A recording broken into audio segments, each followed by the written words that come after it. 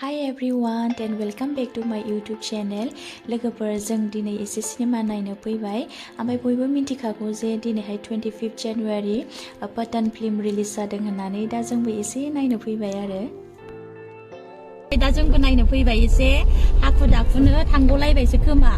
देरि जाबोबाय जोङो ओमफ्राय नै जों दा पार्किं मोनबाय दा नै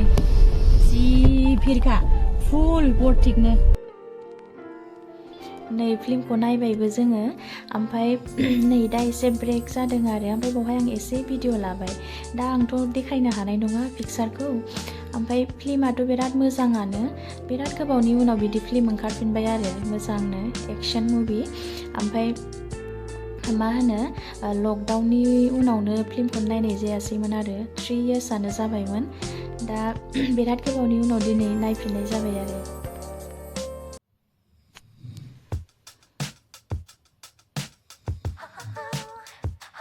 लोगोफोर फिल्मखौथ' जों नायखांबाय नायनाया ओमफ्राय दा एसे मल सिङावनो बेरायबाय आरो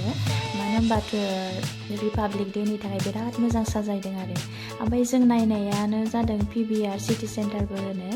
ओमफ्राय नै दा एसे नायबाय आरो सिङावनो शपिं खालामाबाबो ओमफ्राय लोगोफोर दासिमबो लिफ्टआव सोर गियो आंथ' गिनाय मोनो दासिमबो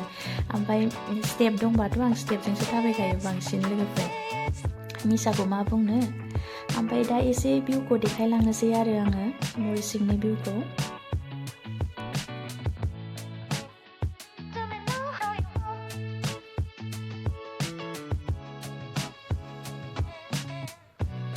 नै बिथिं बिराद मोजां साजायदों आरो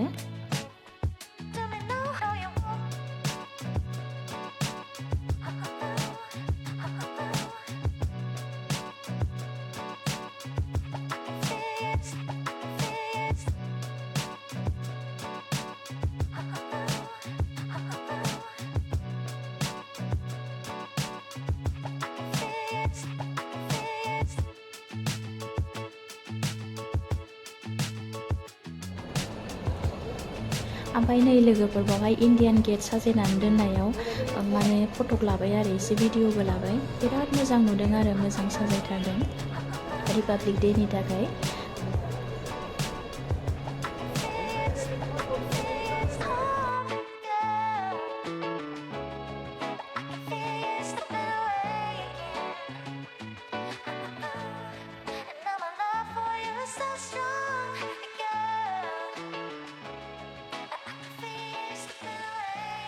गथ'फोरनि थाखायबो बिराद मोजां गेलेग्रा दङ आरो ओमफ्राय बैथिंजाय माने ट्रेनबो दङ आरो गथ'फोर गाखोजायो जि मोजांनो ओमफ्राय गाबोननि प्रग्रामनि साजायनायखौ नायनो एसे फैबाय गुवाहाटी हाइकर्टआ साजायजेनबाय गाबोनथ' बयबो मिन्थिखागौ रिपाब्लिक डे होननानै एलाय ओरैजाय एसे आराम साजायदों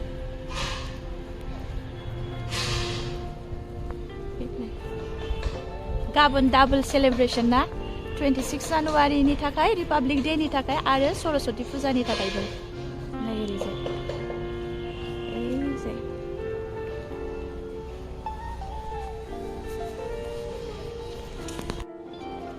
आरो बयबो मिन्थिखागौ जे दिनै गणेश फुजा होननानै दा कर्टनिबो खाथि जायो नालाय ओमफ्राय आङो बावहाय एसे साखि सावलांनोसै आरो ओमफ्राय मालायफ्रा फुङाव फुजा होयोबा आंना मोना जाबाय